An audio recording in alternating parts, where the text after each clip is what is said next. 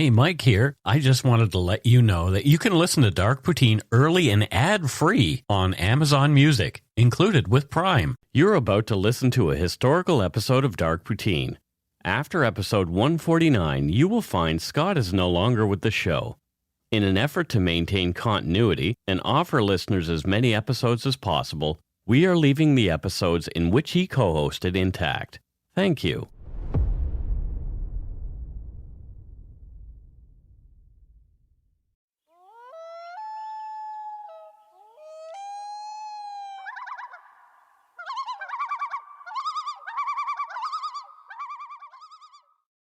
Scott's sick. I got the 6. Welcome to Dark Poutine. I'm Mike Brown, creator and host. With me, as usual, is my good friend and co-host, Scott Hemingway. Say hello, Scott. Well, hello, everybody. I hope you're feeling better than I am. That voice is mighty deep there this week, Scott. My sick voice is sexy as hell. Is that? Yeah. Is that what you call it? That's what I call it. Okay. Yeah. That's what. Yeah. So typically, when I like to leave audio messages on my phone, like if it's like, "Hey, you've reached Scott. I'm not around right now." That's the best time to do it. Yeah. Yeah. I just sound like a toad. Ribbit. The views, information, and opinions expressed during the Dark Poutine podcast are solely those of the producer and do not necessarily represent those of CuriousCast, its affiliate Global News, nor their parent company, Chorus Entertainment. Dark Poutine is not for the faint of heart or squeamish. Listener discretion is strongly advised. We're not experts on the topics we present, nor are we journalists. We're two ordinary Canadians chatting about crime and the dark side of history. Let's get to it. Put on your toque, grab yourself a double-double and an Nanaimo bar. It's time to scarf down some Dark Poutine. Sick chomp. Sick chomp.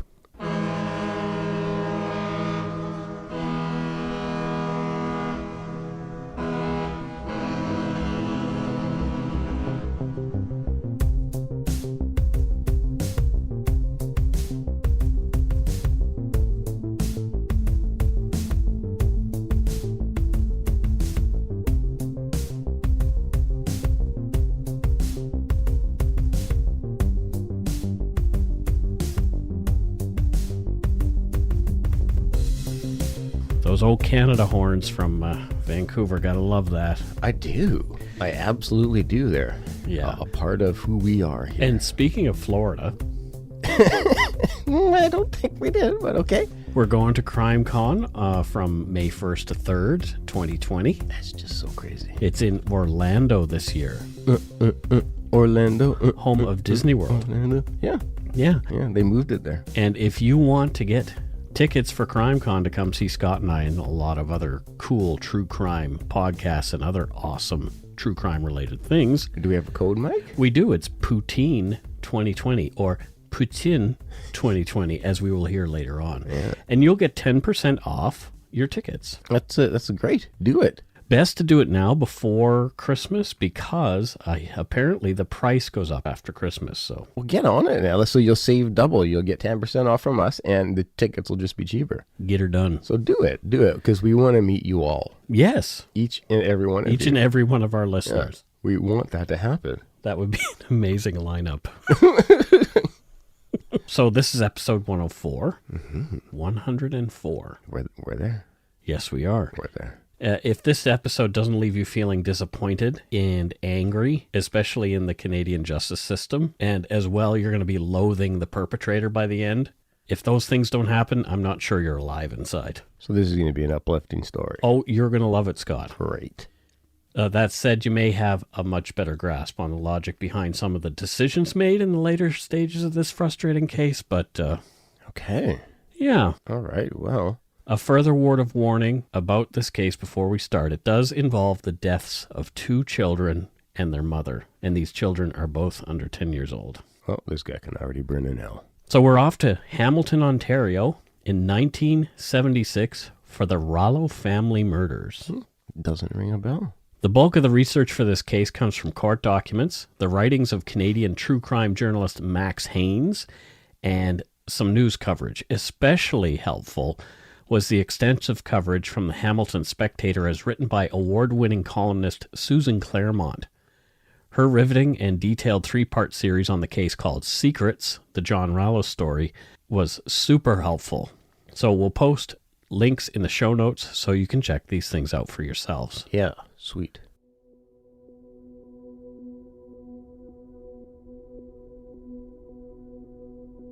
On the morning of August 18th, 1976, the Labont boys, Sean, 13, and Paul, 11, were fishing with their mother at Jordan Harbor just west of St Catharines, Ontario. Leaving their mom behind, they were playing along the shore when they noticed something unusual floating in the water nearby. It was a large blue vinyl duffel bag. Curious, the boys pulled the duffel bag to land and opened it. A green garbage bag was inside with something wrapped in it. They pulled the garbage bag open, and it took a moment before they realized what they were looking at. It was the body of a little girl, no more than 5 years old.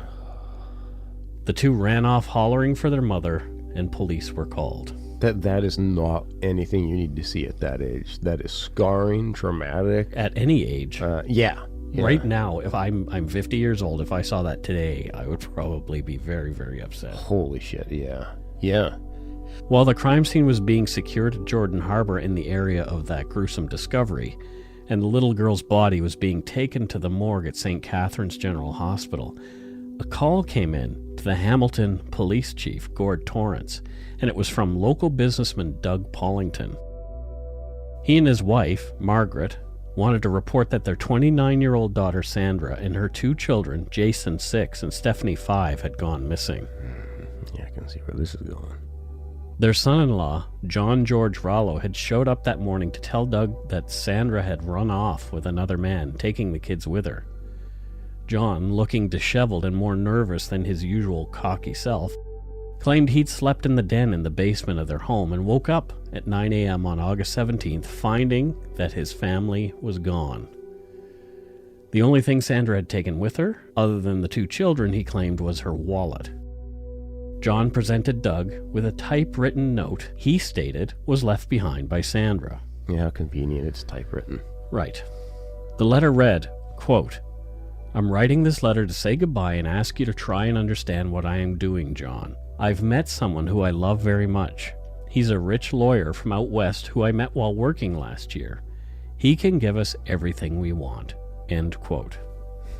That doesn't sound like... That sounds like what I would write in a note if I wanted somebody to think this was from my partner. Okay, fair enough. Yeah. John begged Doug to talk to a lawyer rather than police. Sandra, John, and the kids had been at the Pollingtons' home swimming the day before the trio disappeared. Sandra seemed happy and the kids were playful, but John seemed sullen. Sandra had given no indication that she was about to leave. Something like this was not in her character. She was close with her parents, trusting them with everything. She would not have just run off without talking to them about it, especially if she planned on taking the kids. Yeah. Rich guy, though. Rich lawyer, though. I mean, come on. The lawyer that Doug had been talking to convinced him to call the police. Rallo himself had spoken to a lawyer already, Dennis Roy, on the evening of Sandra's disappearance. Rallo asked Roy how he would go about finding his family, and Roy suggested a private investigator named Ronald Arnold, who Rallo later retained. According to court documents, Rallo explained to Dennis Roy that, quote, "Upon finding the note, he became enraged, tore up the rug in the master bedroom, and took it to the dump. He also told Roy that he had ripped up the rug because it was soiled and smelled, and his wife had complained about this. Roy noticed that Rallo's left hand and wrist were injured, and Rallo told him that he had fallen off his bicycle while riding it on the evening of August 17, 1976. A whole lot of coincidences right there. Well, no, I mean, he's explaining it. It's the first thing I would do if I found out my family left. I want to tear the carpet up. Yeah, and just so you're aware, somebody saw the light on in his home at around 5 a.m. that morning and witnessed him moving up and down as though tearing up a carpet. Yeah. So, well, I mean, you got to get up at 5 a.m. to do those. Rage doesn't know time, Mike. Yeah, especially when you say you were asleep till 9. Yeah. Anyway. Well, it's the sleep rage. The body of the little girl was examined at the morgue to determine her identity and what had happened to her.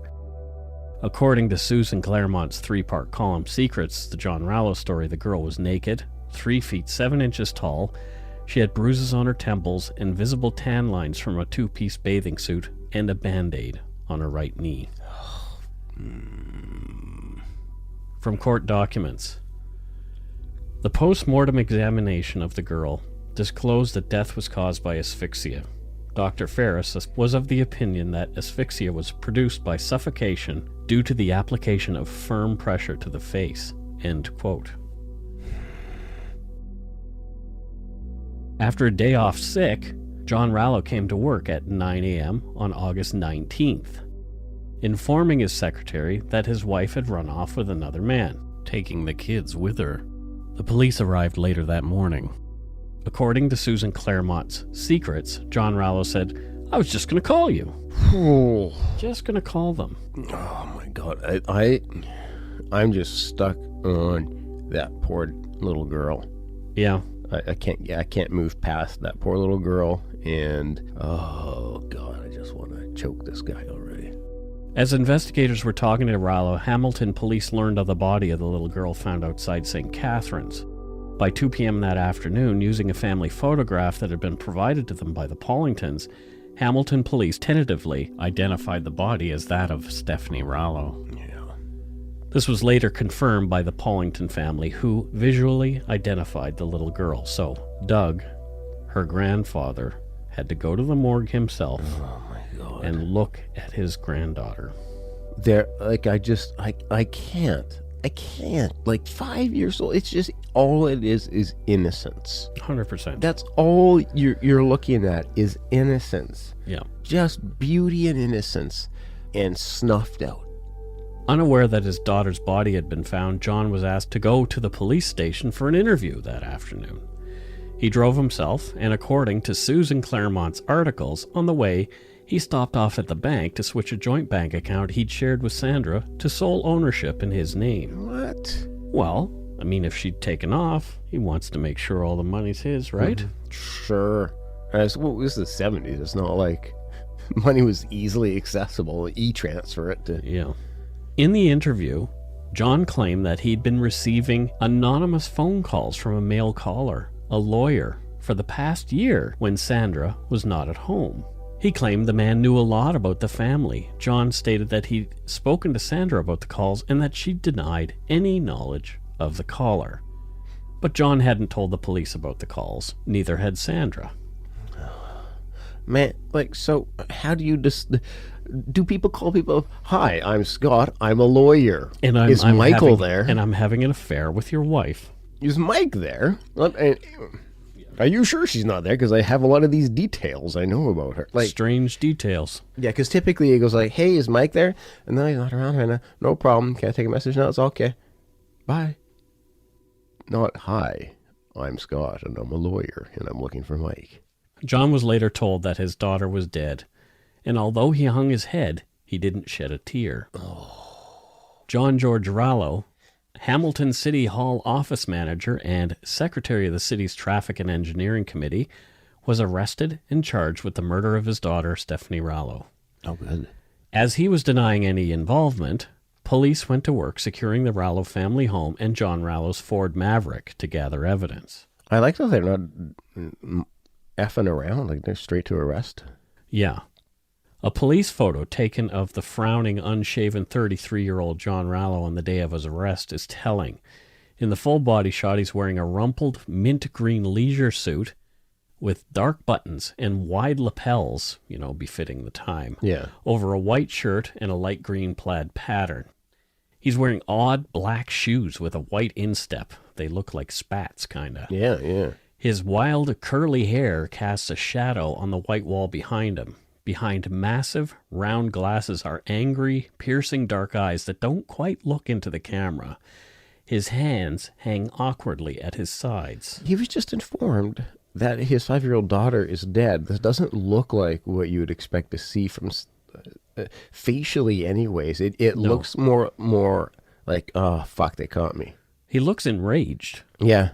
Yeah. Like enraged that he has to go through this. Yeah.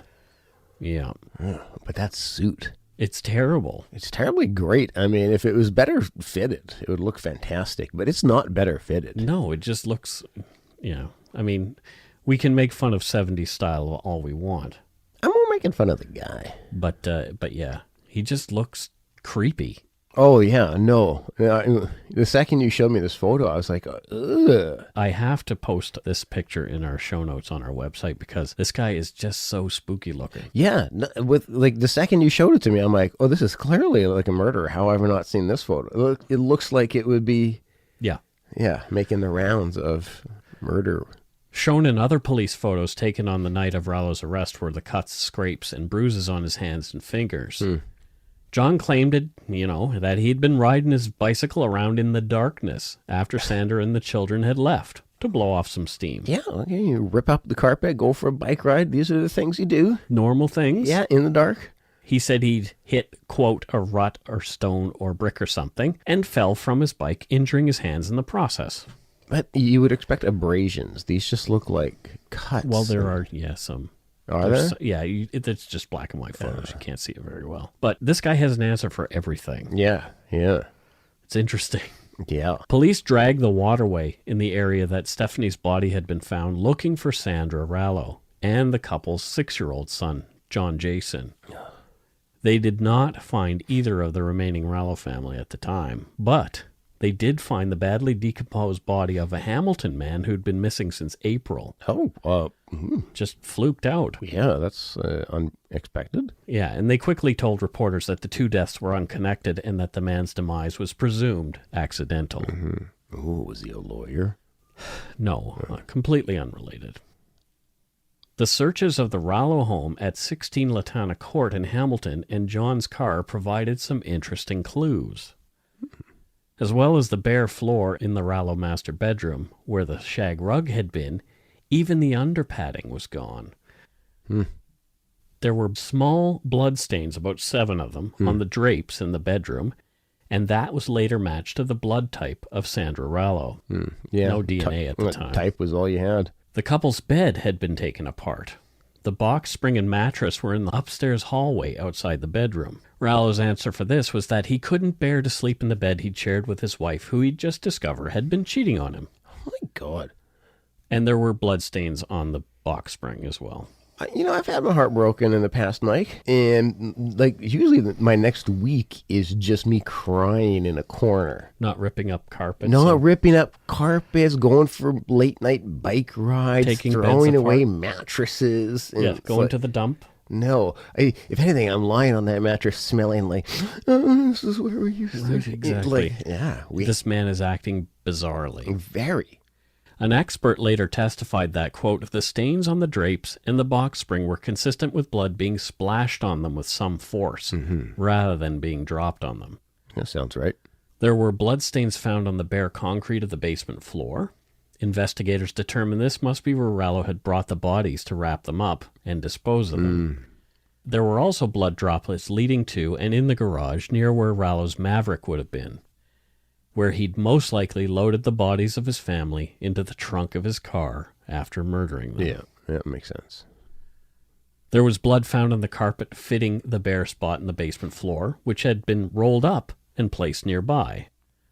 There were other bits of blood evidence, too, throughout the house, telling of brutal murders and, thankfully for detectives, a really crappy cleanup job. Yeah, good. The garbage bag that Stephanie had been wrapped in was matched by manufacturer and proven to have come from an open box of bags in the basement of the Rallo home. Kind of thing always fascinates me. It's what you would see in forensic files. But, being able to match. Yeah.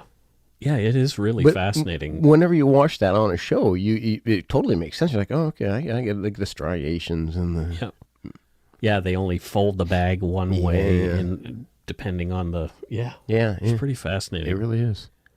Cops also went to work searching the dump where Rallo had admitted to being on the day after the murders. A security officer there remembered Rallo at the dump that day. He had 2 boxes and 3 garbage bags to dispose of. Carpet matching that found in the basement was found at the Glanford dump, where the security guard was. But Shag carpet stained with blood matching the Rallo bedroom was found at a second dump on Ottawa Street. Jon Rallo had answers explaining away this evidence, too. Well, of course, he just seems to be a man of answers. From court documents, he said that he gave the pieces of rug and underpadding to a, quote, garbage picker at the dump. He denied that he had gone to the Ottawa Street dump, of course, because there was some damning evidence there. He said that the blood stains in the master bedroom were from a nosebleed suffered by Sandra while playing with Jason. But again, it was splashed, not dropped. Yeah. The smear of blood found in the garage came from a cut that Sandra received to her foot. The portion of the mattress cover that was missing was cut out by Sandra after Stephanie had vomited on it when they lived on Durden Street before moving to Latana Court. You weren't kidding. He really had answers for everything. Everything that they asked him. Yeah. This was like, I just think everybody in this house, according to him, is just walking around. Bleeding and throwing walking up. open wounds everywhere. Yeah. As the search continued for Sandra and Jason, Stephanie was buried in the local cemetery on August 24th, 1976. The Pollingtons had to bury their granddaughter, with thoughts of their daughter and grandson's disappearance weighing heavy on their minds. That John, their son-in-law, was charged with Stephanie's murder had to be confusing, too. How could a father take his child's life, and what had he done to the other two family members, if it was him at all? And how could they have been so blind to a possible monster in their midst? Jon Rallo had even been involved in a multi-million-dollar property development deal with Doug Pollington. It just didn't make any sense. On Thursday, August 26, 1976, another gruesome discovery was made. Oh, no. As OPP officers were combing the waterways via helicopter, they noticed another item that was out of place, floating in the water of the Welland Canal. From Susan Claremont's article, Secrets, quote, at 12:27 p.m., an officer notes the discovery. A green cloth zippered sleeping bag. The bag was tied with what appeared to be rope and sash cord, and the bag was open at one end, with part of a green plastic garbage bag sticking out the open end. I observed a pair of feet with the toenails painted red. The rope and sash cord are elaborately tied, each knot related to the next knot. There are two sleeping bags, a blue inner one and a green outer one with a label sewn into its lining that says, Jason Rallo. Sandra's body is decomposed. Her green eyes are discolored. There is a round hole above her right ear. Bruising to her thighs, forearms, and face. The tip of her nose is crushed. There is a red mark on her chest. Her tongue protrudes between her teeth, typical of strangulation. End quote. Man. Brutal. Man, oh man, oh man. I debated whether or not I was going to put that much detail in, but it was in the newspaper, so I thought, okay, we'll put that in there. Well, it sounds like so he beat her, but also Yes. Strangled her. Yeah, with the bruising on her chest, or red mark on her chest, like maybe he was straddling her, and oh man. Doug Pollington had to ID the body of his 29-year-old daughter as well. Oh my God. Jon Rallo was charged with a second count of murder. 2 of 3 found. It was determined that Sandra had in fact died from asphyxia. The pathologist, the same one we mentioned above, noted that Sandra had been badly beaten shortly before she died and may have been unconscious due to the severity of the blows before she was strangled. Oh my God. Sandra Rallo was buried on August 31st, next to her daughter Stephanie, who'd been enrolled at Peter Pan Nursery School at the time of her death. Oh, Jesus Christ. In October of 1976, police officials called off the search for Jason Rallo, a t-ball player who would now be 7 years old. Body or not, Jon George Rallo was charged with a third count of murder. Jason's body remains missing 44 years later. Oh no, really? Yep. Oh. He's never been found. But there was a horrific mix-up in 1977 where the body of another boy found near Barrie was misidentified as Jason Rallo. They even buried him beside Stephanie and Sandra, but investigators on another case had the body exhumed, and sure enough, it wasn't Jason, it was this other boy. Oh no. Oh, that's hard. Isn't that awful? Yeah. So the family undergoes 3 funerals, and then one of them turns out to be a completely false one. Yeah. Not that you know. And Rallo's reaction, apparently, to the finding of what was presumed to be Jason was weird. And really? He didn't seem overly concerned about it. Probably he knew it wasn't him. Yeah. Well, but I would like he definitely would have dumped him in a body of water. I mean, he's 2 of them. That sounds like what his MO was. Yeah. Anyway, we'll take a breather right here. If you're looking for a smoking gun, I can absolutely guarantee you will not find it. In October 2001, a series of letters filled with a deadly powder called anthrax were dropped into the U.S. mail system. What started as an unprecedented case turned into an unsettling mystery. Who sent these deadly letters, and why? From Campside Media and Sony Music Entertainment, I'm Josh Dean, and this is Cover Up Season 4, The Anthrax Threat, available now.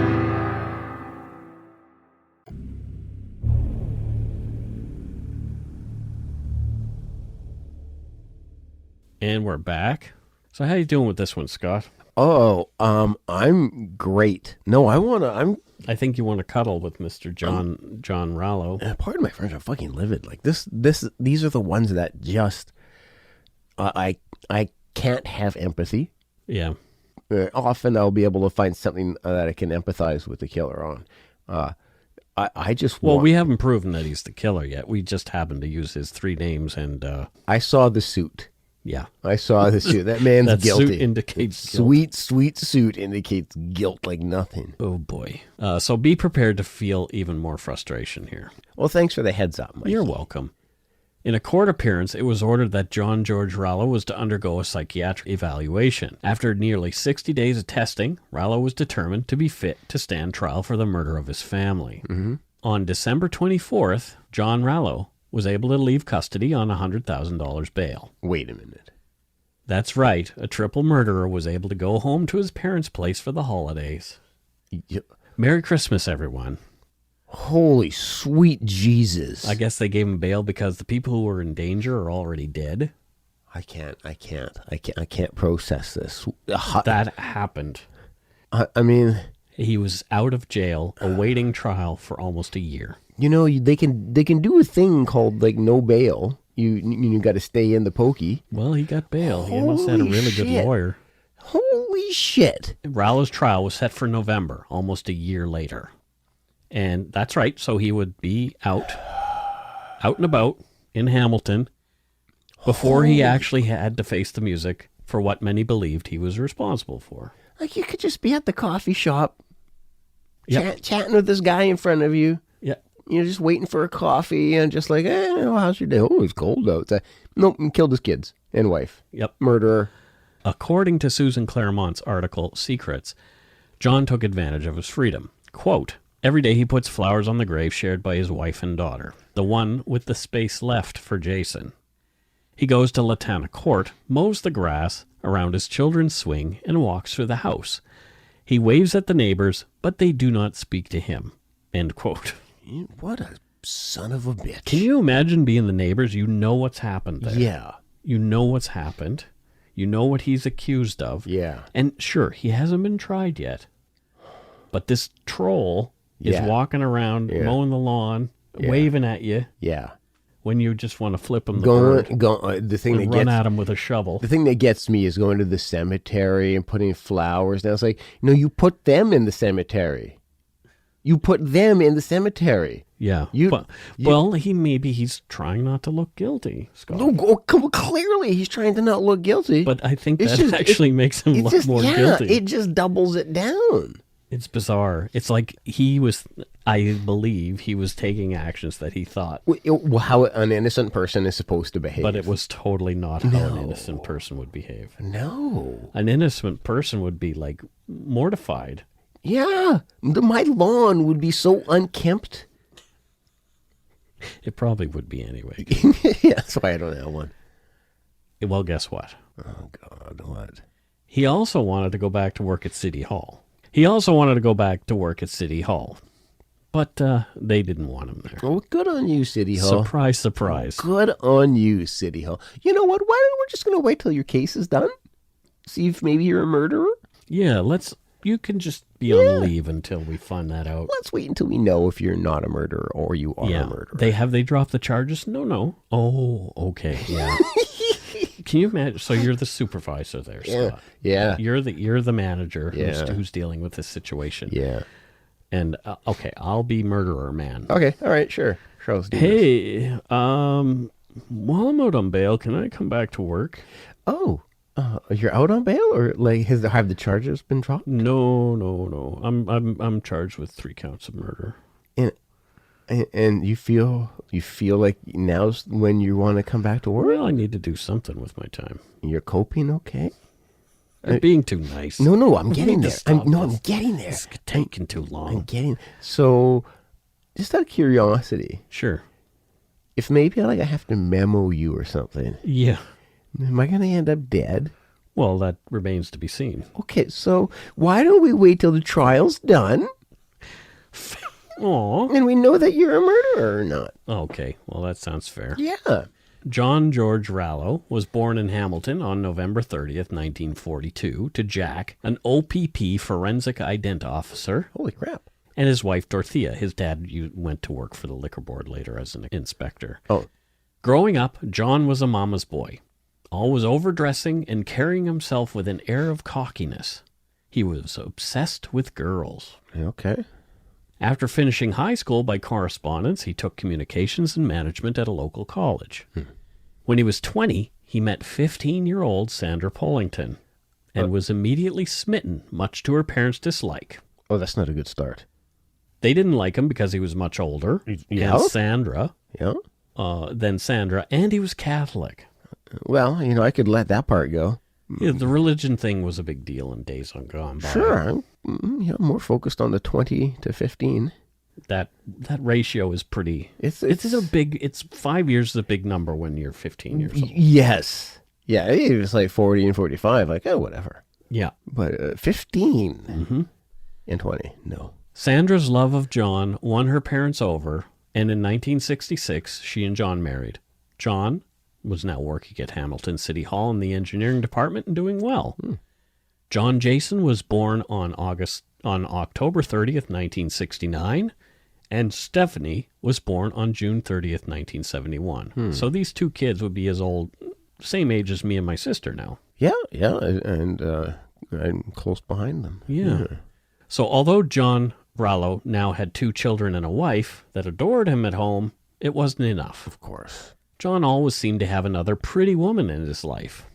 He was not faithful to Sandra. Although not all John's extramarital relationships crossed into the line of sexual infidelity, he was definitely emotionally adulterous and often distant with Sandra. This caused friction in their marriage. Like it will.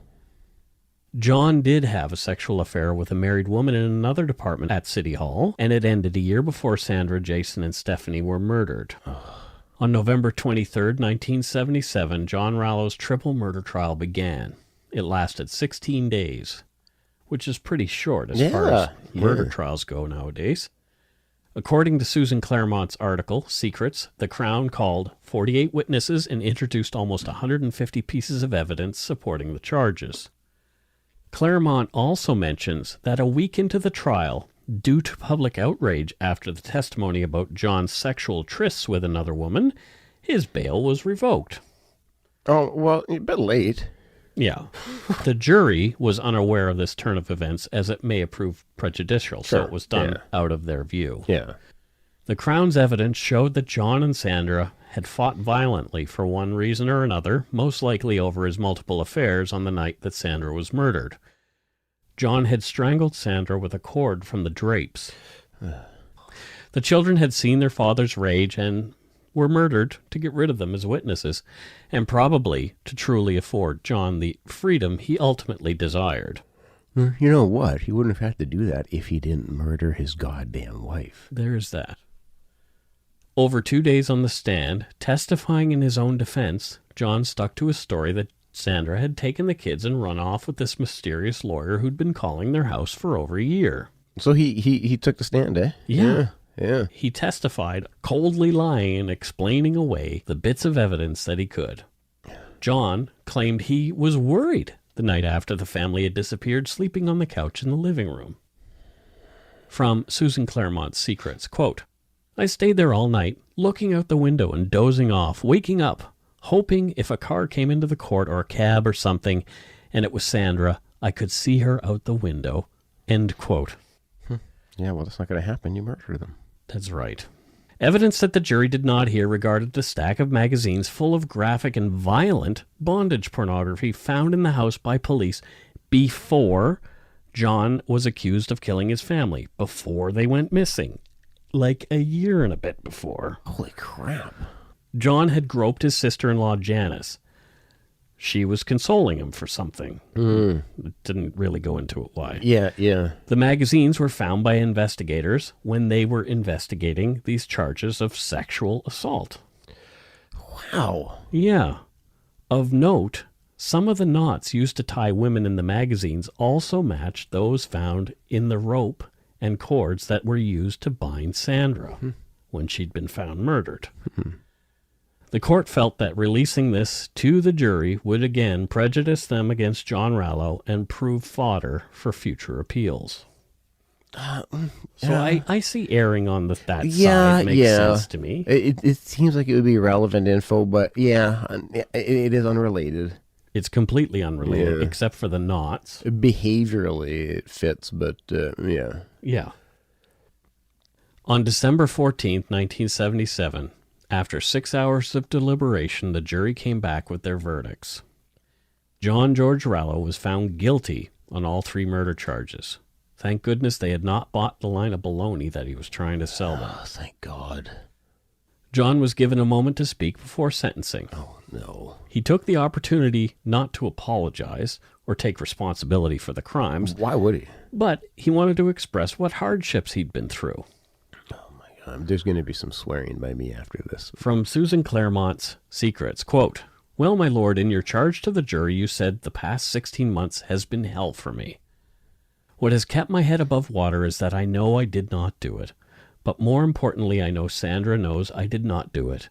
Stephanie knows I did not do it. And Jason, wherever he may be, knows I did not do it. End quote. Sweet fucking crackers. What a load of shit. John was sentenced to life imprisonment without the eligibility for parole for 25 years for each of his victims, and those sentences were to be served concurrently. He spent his first Christmas in isolation in Kingston Pen away from the other inmates who wanted him dead. I like those other inmates for that. He soon settled into prison life, though. True to form, in 1979, while in prison, John met a woman and struck up a relationship with her, still denying any involvement in the deaths of his family. I'm so sick of prisoners meeting women. Yeah. Well, John kept the relationship a secret from prison officials and the Parole Board of Canada. Oh. This woman would be listed as a, quote, family friend on her visits to see John in Kingston. Oh, okay. From Secrets by Susan Claremont. By 1992, the couple has had 4 private visits, spending 72 hours at a time in a trailer on prison grounds. In 1997, John proposes. Neither John nor parole officers inform the National Parole Board he is in a relationship. It isn't until there was a passing reference to John's girlfriend in a psychological report that the board learns the truth. Isn't that crazy? It's very crazy. So these two were in a relationship for 26 years of his incarceration. Holy shit. They broke up in 2005. But it just seemed like, I can't see why they'd break up. Like, this just got to be a lovely relationship. Well, you know, dating a guy in prison. Yeah. That sounds great. At least you know where he is. It's exactly. You don't have to worry about it. He's probably not going to be cheating. Well, I said probably. I said probably, Mike. I left some wiggle room Fair enough. Of course, as soon as John was eligible for parole in 2000, he began applying every 2 years. Of course. He was already receiving escorted temporary absences from the medium security prison since 1993. The Pollingtons, of course, opposed these moves, but they were happening regardless. From Susan Claremont's Secrets, quote, He cooks his own meals, takes long walks, joins Toastmasters, and is on a work crew doing manual labor in the community. He attends church in Gravenhurst. He visits Hamilton regularly. End quote. Jesus. You've killed 3 people. Your family, 2 of them are children. But you're going to church. I mean, things are looking... Then everything balances out. He's going to Toastmasters. Yeah, he's probably able to do his own podcast. Yeah. His public speaking's probably improved dramatically. Yeah. So he can lie more eloquently. Yeah, I mean, that's all great. His bid for parole was turned down, as was his bid for unescorted temporary absences in 2000. Mm-hmm. The parole board stated that in the 24 years that he'd been in prison, there was no appreciable change indicating that he would not reoffend if released. A psychiatrist said he was emotionally flat and lacked remorse. Yeah, clearly. Yeah. So he was turned down again for unescorted temporary absences and day parole and full parole in 2002, 2004, and 2006. That's great. In 2007, though, after finally crying, this time with tears, in a hearing, he was given unescorted temporary absences from the prison. So this cock only has to cry one time. One time. And they're like, oh, okay, we got you. Mr. and Mrs. Pollington weren't there because they were too ill at the time to attend. Oh, my God. Yeah. From Susan Claremont's Secrets. Quote, on August 26, 2008, Jon gets out after nearly 32 years in prison. The triple murderer is granted day parole. He has not confessed, he has not revealed what he did with Jason, and now he is free. End quote. Well, he spent 32 years there, Scott. He was granted day parole, so she's not saying he's released from prison. Day parole. Day parole, so for a day. Yeah. Well, he's got full parole now, Scott. That came soon after. Oh, fuck. Really? Yep. Really? Yes. Not once has he said, okay, I did it. And here's where Jason is. Not once. And they let him out. Yep. I don't care how reformed you are at that point. You aren't reformed unless you've admitted to it. Which I get the catch-22. If you're innocent, then you'll never He's get jumping through all those hoops except for no body, no admission. How do you how do we let people out? We're seeing it happen again in the case of Brock Graham. That guy's doing work release right now. Yeah. Cheryl Duggan told me all about it. He's on work release. Really? Yep. You kidding? He's working toward getting out of jail. Yeah. He's killed 2 people. He's definitely a serial killer. Oh my God, my brain is going to explode. Right.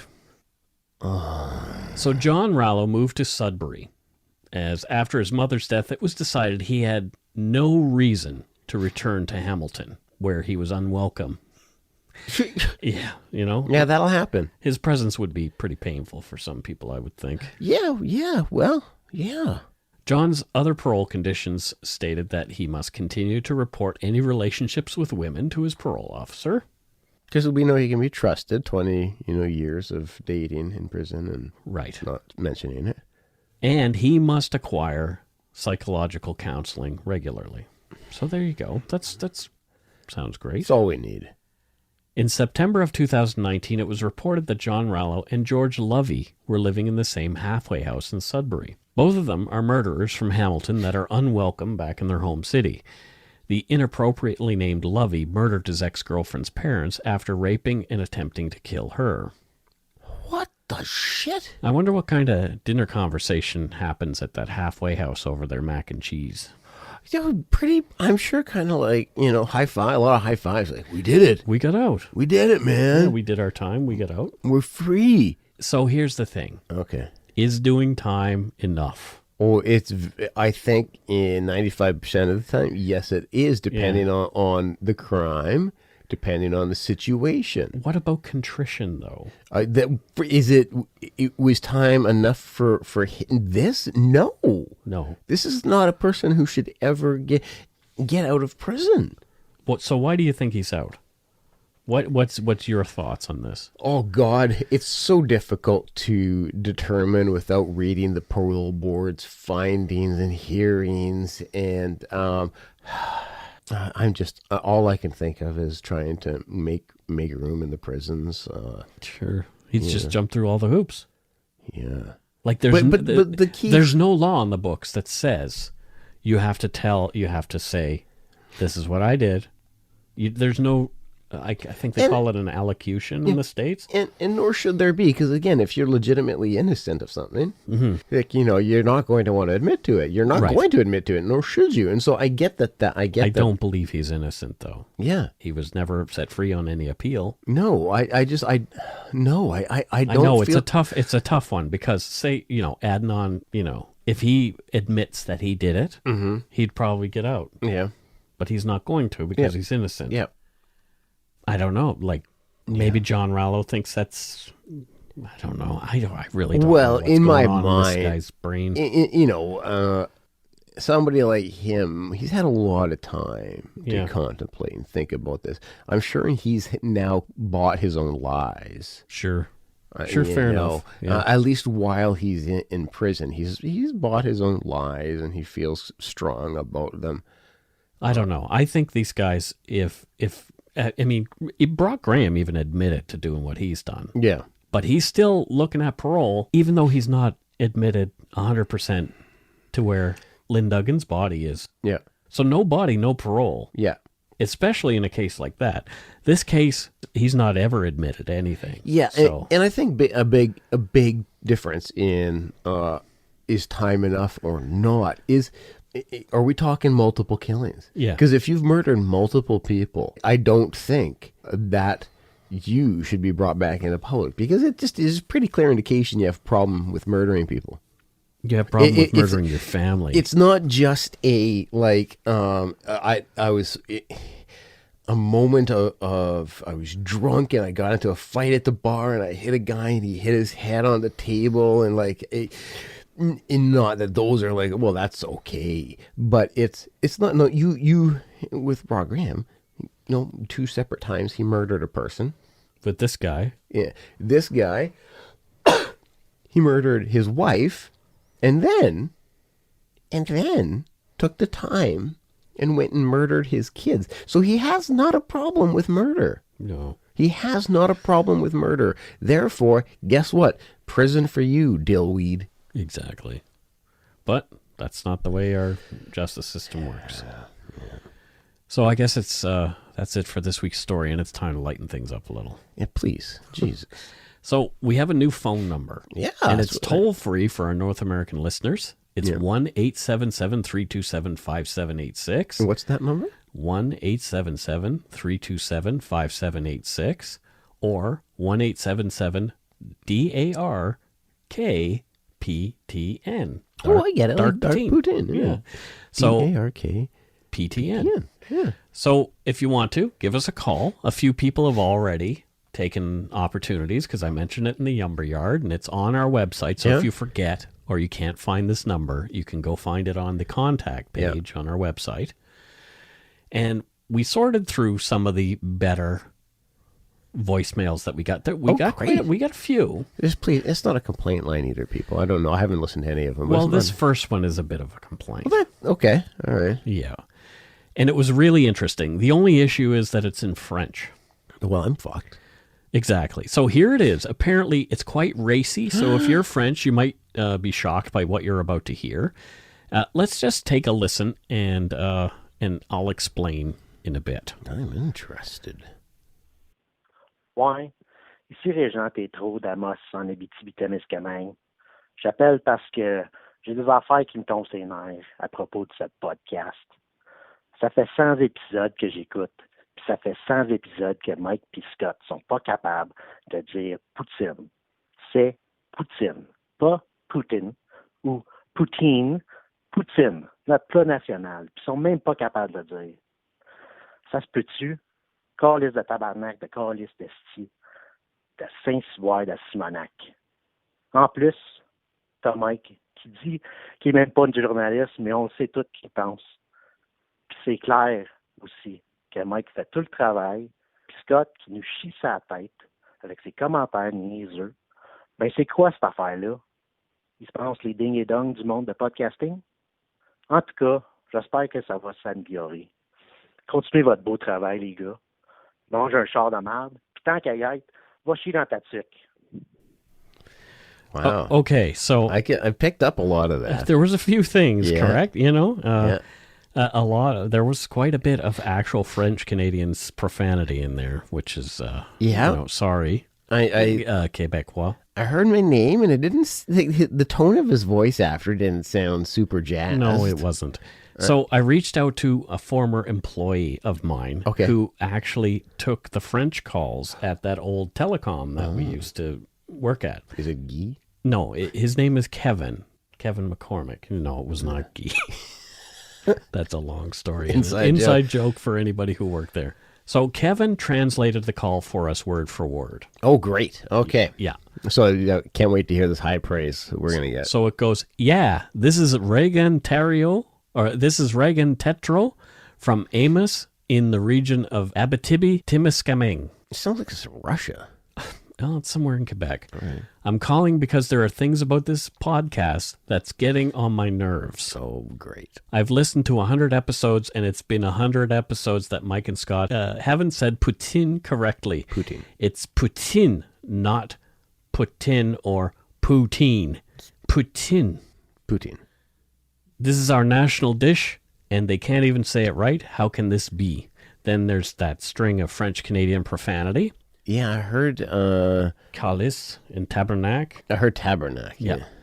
And also Mike says he's not a journalist, but we all know he thinks he is. It's clear that Mike does all the work, and Scott who shits in our heads with his stupid, silly comments. They're not inaccurate. What is this thing? They think they are Ding and Dong. They're a comedy duo from Quebec of the podcasting world. Okay. I don't know who Ding and Dong are. Well, they sound successful. Anyway, I hope it will get better. Continue your beautiful work, in parentheses, sarcastically. Whoa. Eat a cart full of crap. And while you're at it, go shit in your toque. Oh, man. This is, Reagan is, sounds pretty bitter. Yeah. But yet he still listened to 100 episodes. Well, thank you. Yeah, I mean, it's like... Merci, monsieur. He's a sadist. He was a cooting. Yeah. Listening. Yeah, exactly. Yeah. L'autobus is my French. Oh, you're terrible. Yeah. But, so thank you to Reagan for listening to us for 100 episodes. Yeah, I guess... finally taking the time to let us know we've been pronouncing Putin correctly. I don't think we should change a damn thing, because like if he's made it this far, if he's 100 in, if we change, he might stop. Hey, Reagan, thanks for listening to Dark Poutine. Yeah. And you're always poutine in our books. Yeah, there you go.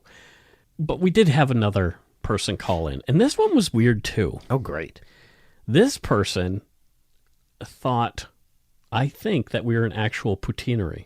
Oh, okay. So here's his call. We could give it a whirl.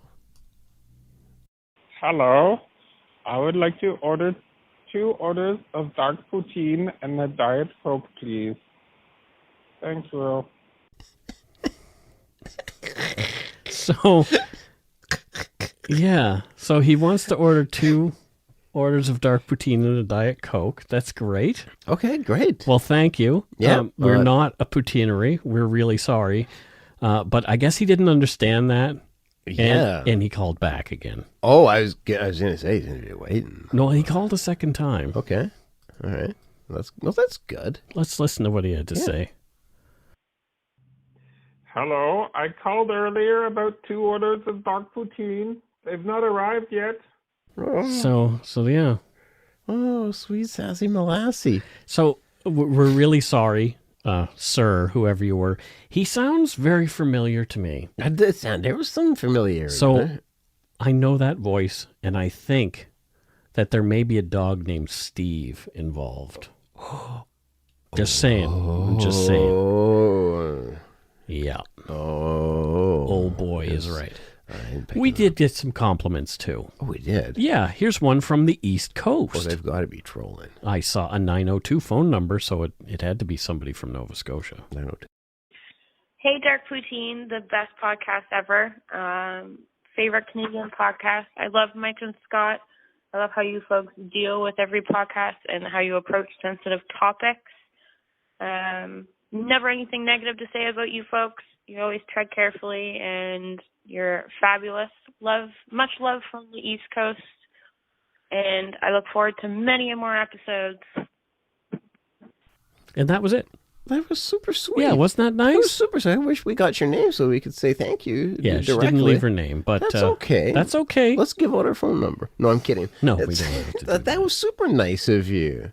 And we got one more, and this is from Haley from Kelowna, and she had a question. She had a question for us, and it's actually a really good idea. So let's have a listen. All right.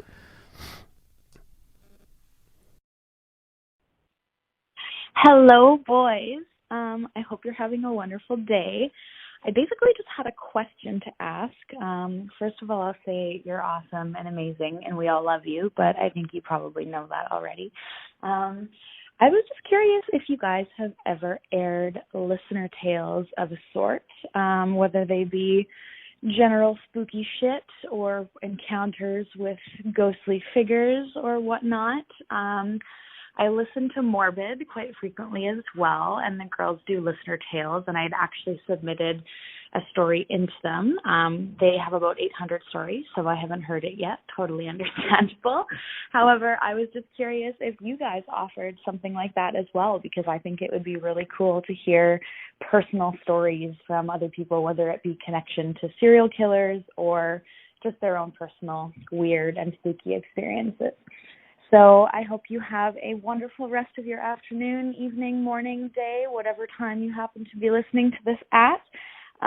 This is Haley from Kelowna, and I hope you guys have a wonderful day. Thank you. Bye. Well, that was just all kinds of wonderful. Yeah, so thanks, Haley. Carol and I got to meet Haley at our meetup in Kelowna. Cool. Yeah, she's a pretty cool person. That's really awesome. Yeah, and I think that's a really good idea. I mean, we did a Halloween episode where we had other podcasters. Yeah, so I've been kind of bashing around some ideas about implementation for just such a thing, and we'll reveal more early in the new year about this. So nice. I think it is something that we might want to pursue and maybe have a bonus episode or two about this kind of thing. I dig it. I dig it. Yeah. Right on. Thanks, Haley. Yeah, I think that is a great idea. You're the bee's knees. The bee's knees, even. Yeah, which just doesn't make any sense. What do bees actually have knees, Scott? I don't think they do. Well, I always wondered maybe that. They do. I don't know. Like, if a bee has knees... But even so, like, what's so great about them? Yeah, why are bees' knees great? Yeah, because that's what the expression means. Like, that is so great. Oh, that's the bee's knees. Like, that is the top of the pops. Well, you know what I think it is? Bees' knees. It's just something that's fun to say. Yeah, if only there was some resource that we could type things into that would help us. Like the amazing magical internet that I'm not going to bother with because this is pointless and other people can do it for us and maybe talk to us about what the bees need. It's easier to have other people do it. Hey, you know what? Call us at 1-877-327-5786 and talk to us about what you think the bee's knees is about. Dark poutine. Dark PTN, yeah. All right, let's get to it. It's time to say thank you to some Patreon. Oh, the good times. Emma Walsh from Calgary, Alberta.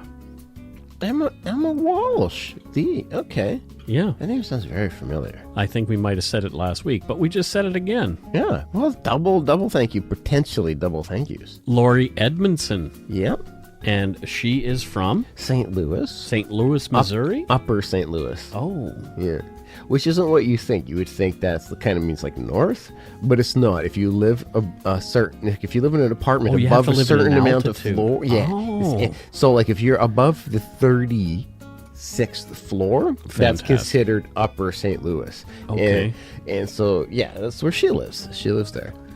Great. Yeah, and she is by trade a window cleaner. A window cleaner. Yeah. So she never really even has to live in the same building. That is that she lives in. So she doesn't even have to leave to go to work. She just goes up a couple more tops. And then, when she's down at the lower floor, she's like, she likes to joke about, like, I'm from the lower St. Louis now. And she'll go up, I'm back in the upper St. Louis. None of that makes any sense. I think it makes a lot of sense to me. It does? Yeah. Okay. Yeah, all kinds of sense. What does she do? She's a window cleaner. Oh, right. Yeah, upper St. Louis. Upper But St. then when Louis. she goes down the lower floors, I like I'm in lower St. Louis. You're not Will. She gets a kick out of that. Next up is Veronica Sinor from Beaufort, South Carolina. Beaufort? Yeah. This sounds like a name in South Carolina for sure. Beaufort. That's weird. Where are you from? I'm from Beaufort. That's what I'm saying. Yeah. I'm from Beaufort, Hey. South Carolina. Would you like some butter on that? Yes. Yeah, exactly. The answer is yes. Oh, you remember at the airport? Hey, babies, you want some more coffee? Hey, babies. Hey, babies, you want to see? That lady was so nice. That was the best thing. I like how they made us wait until the breakfast order. Oh, yeah. Yeah, that was quite like, What's going on? Why are they making us wait? They're ignoring us. 12:01. Hey, babies, you want a table? Yes, I would love a table. Hey, babies.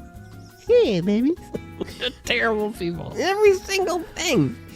Heidi Temple from Knoxville, Tennessee. Oh, that's like how I said Knoxville and not Knoxville. I do, yeah. Because it's like I'm from there. I was going to say, it's like you're a national. I'm you're a Knoxvillian. Yeah. Hey, anybody want to come to Knoxville? I'm from Nashville or Knoxville. Yeah. Tennessee. Tennessee. Thank you, Heidi. Thank you so much, Heidi Temple. Yeah. What a cool name. Lee Alexander from Bath, Maine. Oh.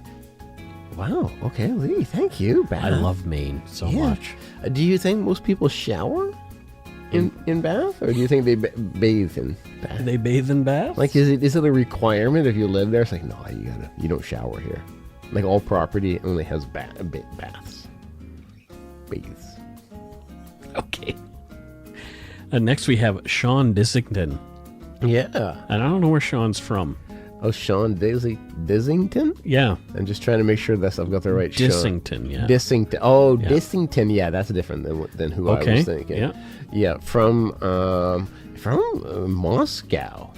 Moscow, Russia? USSR? Oh, Yeah. US. This is not USSR. It's Russia now. Sorry, yeah, Russians. Yeah. Would you like some borscht? That's what he often says. Oh. Even though he knows, like, it's just so stereotypical. So what does Sean Dissington do in Moscow, Russia?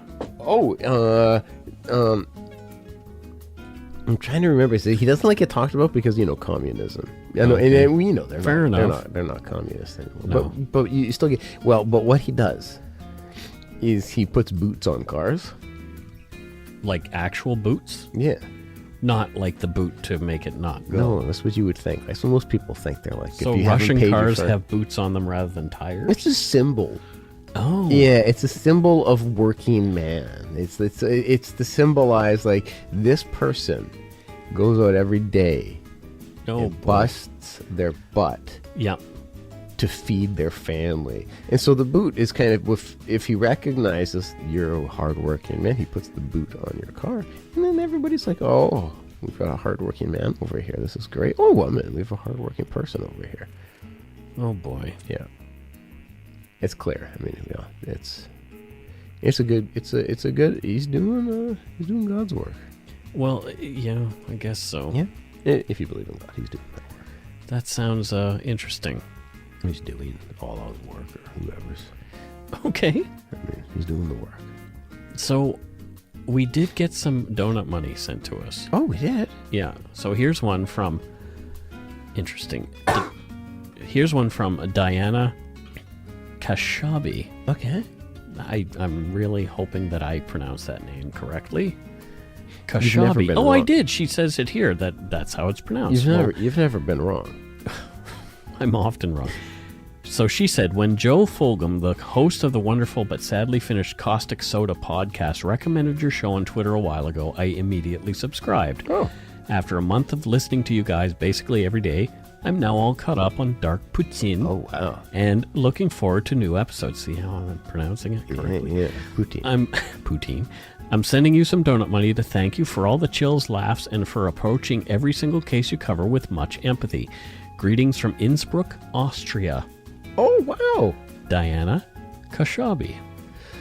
If that makes sense. Yes, pronounce Kashabi if that makes sense. So wasn't the caustic soda done here? Yes. Yeah, so the guy was talking to us at our live show. Yeah, he was there at the live show. Yeah. Nice fellow. He was a really nice guy. I had no idea who he was, but he was a really nice guy. Wow.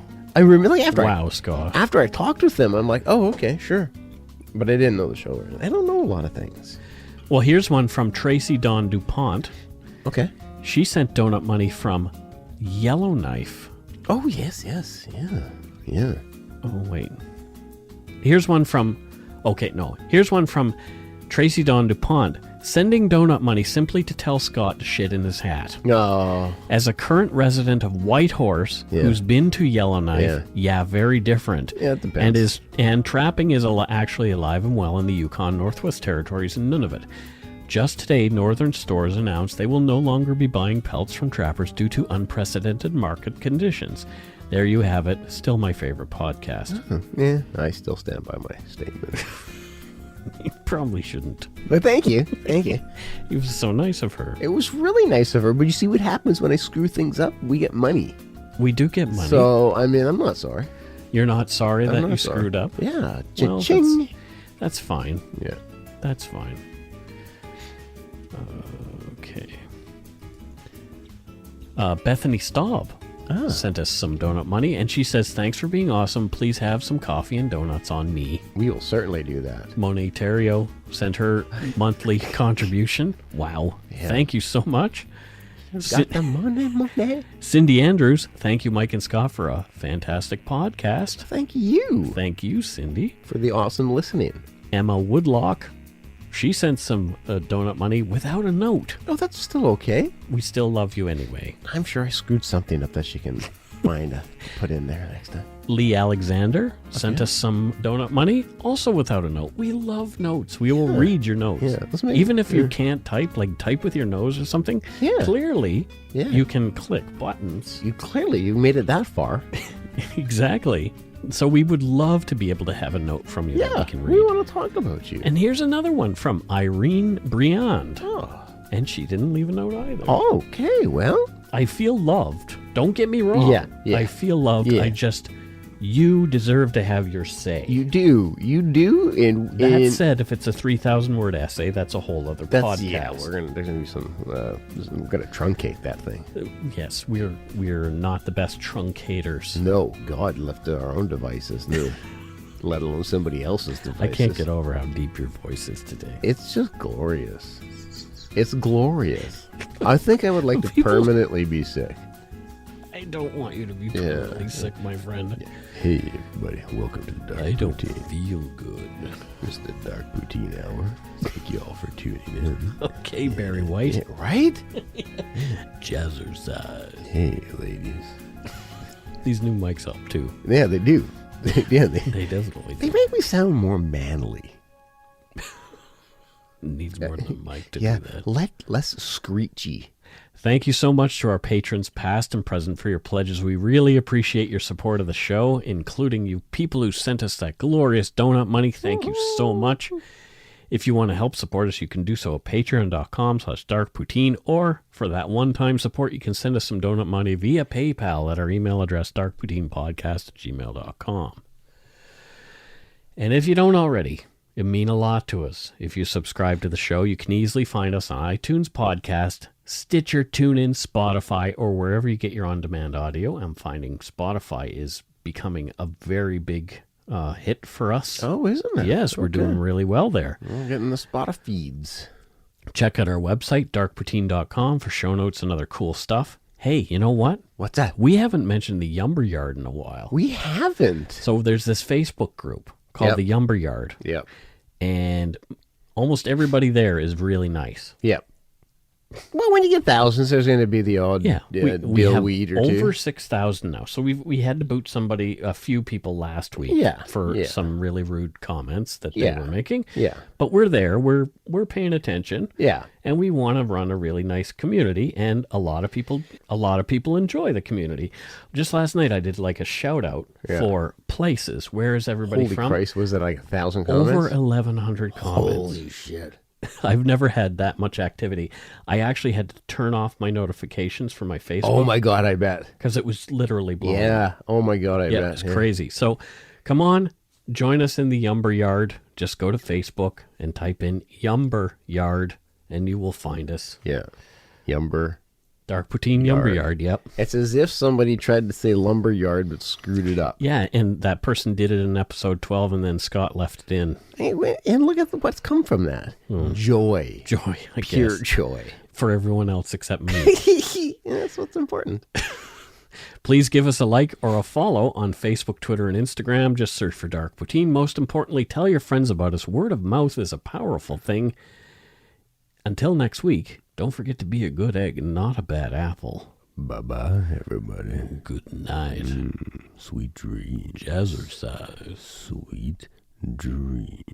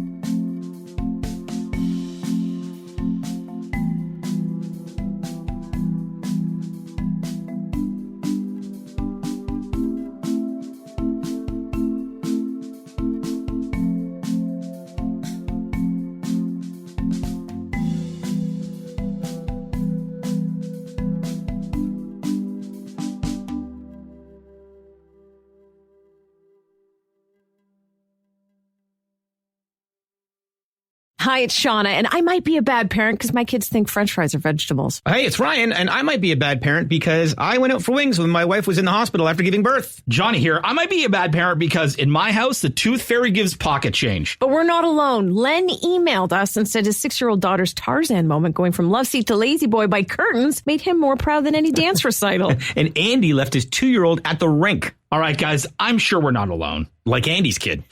For stories and confessions like this, make sure you check out our podcast. It's called Bad Parents, and it's available wherever you get your podcasts. I left a glove at the rink.